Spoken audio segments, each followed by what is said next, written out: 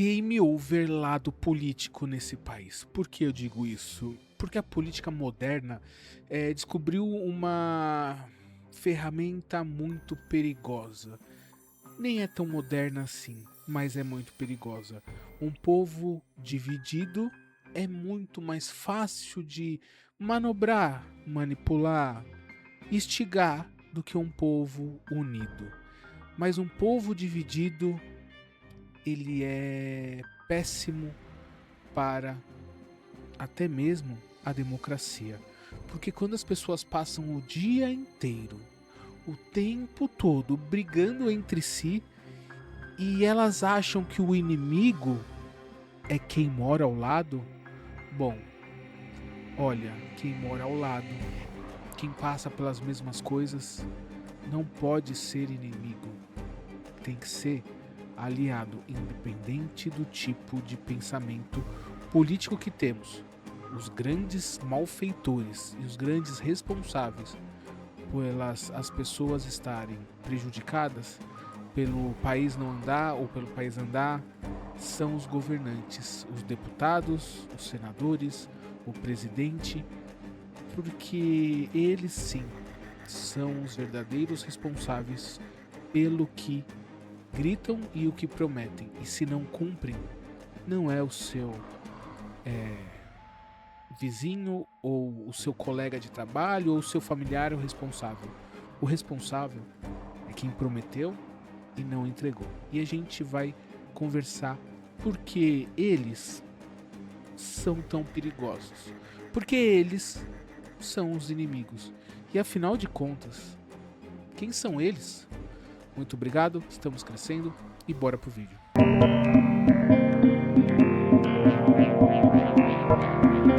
Talvez essa seja a maior engenharia social da história moderna, fazer com que cidadãos acreditem que o inimigo está ao lado, que o inimigo muitas vezes está sentado bem do seu lado e não acima de você. As ideologias políticas nasceram como tentativa de organizar o caos humano. As ideologias políticas nasceram como tentativas de utopias, de caminhos, de estradas para organizar o que as pessoas sentiam, pensavam ou o que as pessoas queriam. Cada uma delas, cada uma das teorias políticas trouxe o próprio universo e a própria utopia. A utopia de administrar o Estado, a utopia de organizar os cidadãos. O liberalismo, por exemplo, prometeu a liberdade do cidadão e tudo que envolve isso. O socialismo prometeu a igualdade entre as pessoas. O conservador prometeu a estabilidade do país. O nacionalismo prometeu a identidade. Então o país tem a sua identidade. E o progressismo prometeu transformações. Cada linha de pensamento político transforma a administração pública numa utopia. Essa utopia aplicada a 100% daria certo? Bom, não sabemos, não existe essa utopia. O liberal, 100%, o conservador, 100%, o comunismo, 100%, o nacionalismo, 100%. Não existe essa utopia. Porém, são caminhos que devemos entender, discutir, e tem hora que vai ser melhor uma coisa, tem hora que vai ser melhor outra, tem hora que vai ser melhor a gente inventar uma mistura desses caminhos, porque isso chama-se democracia, isso chama seres humanos. Mas existe uma parte obscura em todas essas vertentes políticas que quase ninguém percebe, ou quem percebe acaba tirando uma boa vantagem nisso. Porque toda ideologia política, em algum momento, descobre que administrar uma população dividida é muito mais fácil do que administrar uma população unida e cobrando.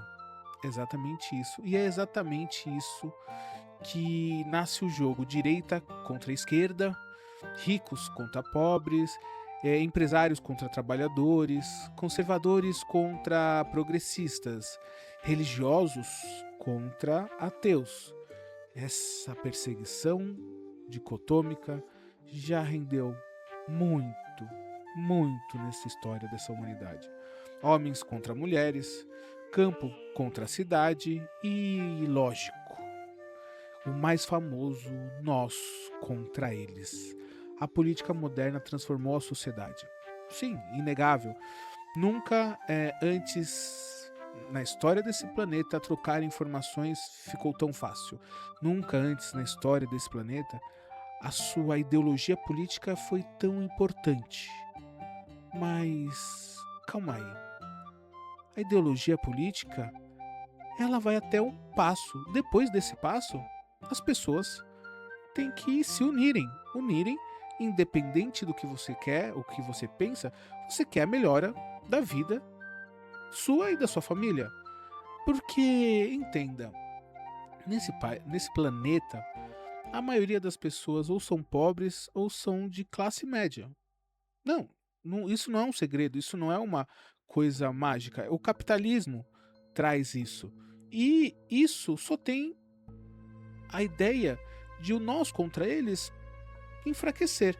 Então, para que isso aconteça, o cidadão comum, ele precisa estar dividido com o seu outro cidadão comum. Porque, afinal de contas, se todos quiserem melhorar de vida num nível igual, ir melhorando todos de vida junto, isso não entra na cabeça de muitas pessoas, porque elas têm a ideia que para elas melhorarem, outros terem que piorar. Mas calma aí, se já estamos quase todos no 0 ou no 2, bom, o cara que está no 2 vai piorar? Essa é a ideia de melhorar a sociedade? Não, a ideia de melhorar a sociedade é todos estão no 2, passarem para o 3, passarem para o 4 e terem uma sociedade melhor. Sim, menos desigualdade, essa é a ideia. Todos os políticos hoje, independente da teoria política que você ame, eles vão falar em diminuir a desigualdade. Todos, de uma forma mais explícita ou de uma forma mais velada, de uma forma mais clara ou de uma forma mais lúdica. Mas a ideia é essa. Por quê? Qualquer político neste planeta, numa civilização democrática, ele precisa de voto. E quem tem mais voto? O milionário, o bilionário ou o trilionário, vamos ter um, ou o cara que ganha o salário mínimo? O cara que está na base da pirâmide democrática, o cara que produz, o cidadão que trabalha, o cidadão comum que paga impostos, o cidadão comum que sustenta o Estado. Quem é que paga mais? Quem é que tem mais voto? Sim, são as pessoas mais pobres.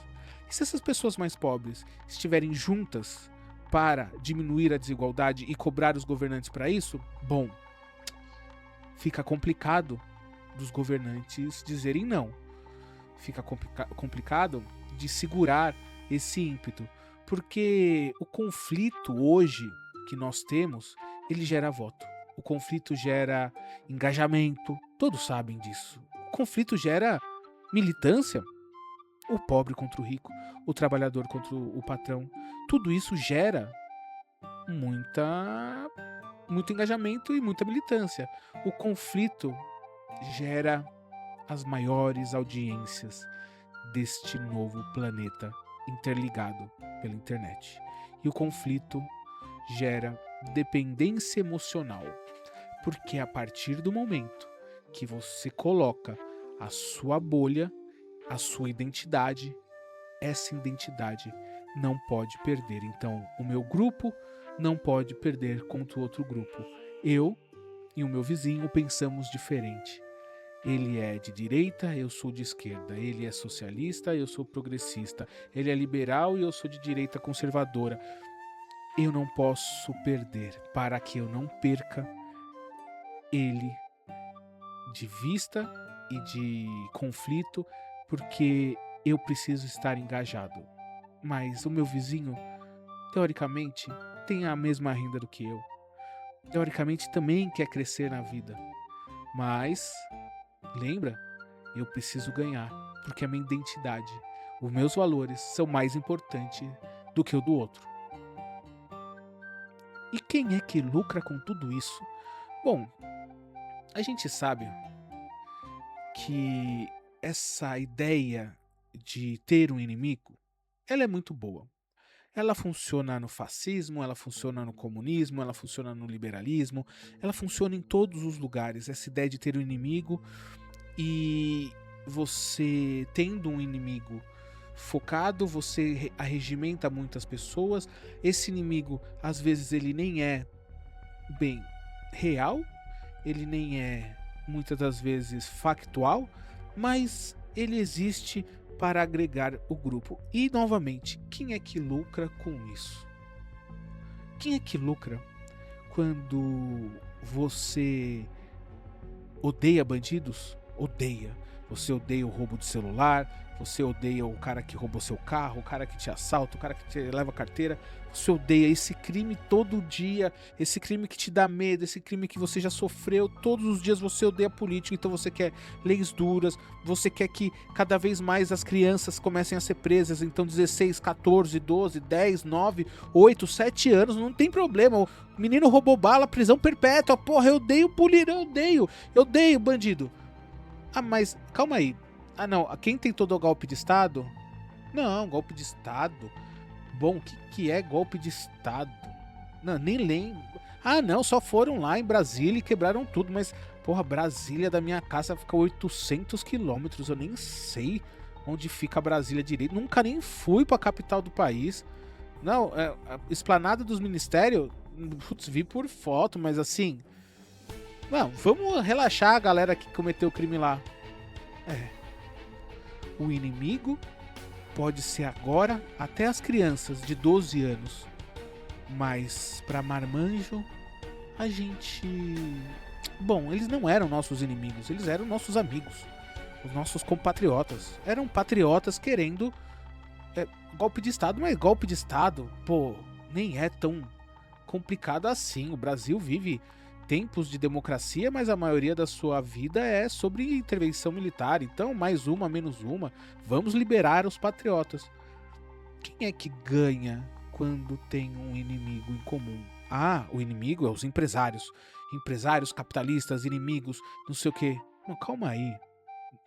90% das empresas do país são micro e pequenas empresas. O empresário, ele não tá tão melhor do que o funcionário. O sapateiro, que tem 2 funcionários, não tá melhor do que o próprio trabalhador. O cara da vendinha, da distribuidora de bebidas, deve ter 2 atendentes, ele não tá tão melhor do que os funcionários. Porque o inimigo vence. O inimigo, ele vence porque ele precisa sempre existir. Independente de quanto você combata esse inimigo, o inimigo precisa existir. E aí a gente vai, tudo bem, essa indústria, a gente sabe que o ódio hoje, ele gera dinheiro, ele gera monetização, milhares de canais que vivem disso, de pessoas que disseminam ódio e precisa dessa coisa do inimigo e do nós contra eles, eles contra nós, o meu vizinho contra eu contra o meu vizinho, somos todos iguais, mas enfim, a gente sabe de tudo isso, eu tenho vídeos sempre falando sobre isso. Mas o que eu queria enfocar nesse vídeo é que a batalha do nós contra eles enfraquece a população como um todo. E aí a gente vai para os verdadeiros inimigos deste país. Os verdadeiros inimigos não são os seus vizinhos. Não é o seu familiar que pensa diferente de você. Os nossos inimigos hoje são os políticos que não fazem o mínimo do trabalho deles, constitucional, e ainda acha que o mandato dele é propriedade. O mandato de qualquer político neste país pode ser considerado um pequeno e uma significativa voto de confiança. Um pequeno voto de confiança e um significativo voto de confiança. Por que isso? Porque o mandato tem 4 anos. Qualquer mandato tem 4 anos. Deputado, senador, deputado estadual, deputado federal, presidente, governador, prefeito, vereador. Ponto. 4 anos. Por 4 anos, esse político tem que cumprir o que prometeu. Tem que cumprir o que ele defende. Dentro das leis de convivência e das leis legais do país. Mas não é isso que acontece. Não é isso que acontece. Nós vemos políticos passando o cargo de pai para filho, então o pai desenvolve um ódio, desenvolve uma base, aí o pai se aposenta, o filho assume, continua com o mesmo ódio, a mesma base, e aí coloca o outro irmão e coloca o outro primo, e aí o partido já tem aquele nós contra eles e continua alimentando esse ódio do nós contra eles. Os empresários já têm os seus candidatos favoritos que alimentam o nós contra eles, e no final das contas, o que os políticos prometeram e que eles deveriam fazer, acaba. Ninguém lembra mais. Ninguém lembra mais porque a ideia não é realmente enfatizar o que os políticos prometeram e cobrar isso. O que temos hoje é a indústria do ódio pelo ódio. Então, essa semana é um assunto, no meio da semana já é outro, na quinta-feira, se o assunto da quarta do ódio não pegou, já se inventa outro, no sábado e domingo se inventa uma teoria da conspiração, na segunda-feira já se vê o que aconteceu no final de semana, se inventa outra teoria, mas e realmente as propostas de mudança, de melhoria, se escafedam, vira-se fumaça e a briga do nós contra eles continua. Essa briga do nós contra eles jamais será vencida por nenhum dos lados. Nunca teremos um fim enquanto focarmos a nossa briga do nós contra eles. Porque essa briga não terá fim, essa briga só existe para manipular uma sociedade dividida, rachada, e que essa sociedade continue brigando entre elas, enquanto vamos ter Banco Master, enquanto vamos ter governador do Distrito Federal que fala que não sabia de nada, mas era responsável pelo BRB, Banco Regional de Brasília. Vamos ter senadores defendendo Banco Master. Vamos ter candidatos a presidente defendendo o trabalho infantil.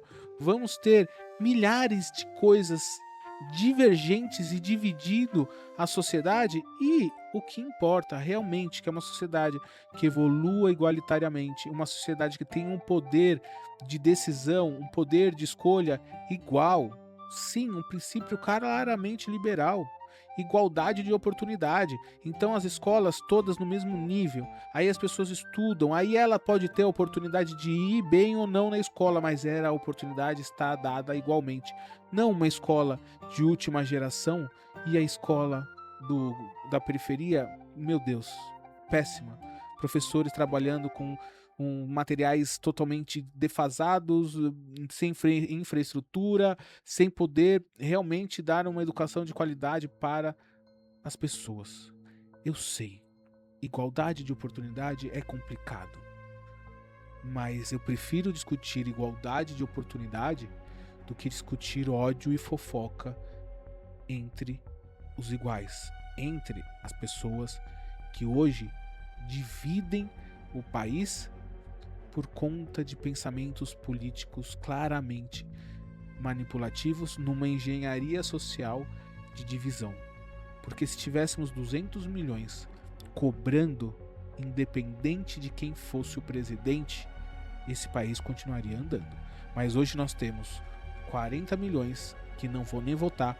Depois desses 40 milhões, uma divisão de 35, 30% na base de cada um dos lados, e a galera que pendula e define realmente a eleição acha que só votar é o suficiente, e depois ficar brigando por mais 4 anos na fumaça, na facada, sem saber onde dá, sem olhar para quem, e só destilando o ódio, porque, como nós dissemos, o ódio hoje monetiza.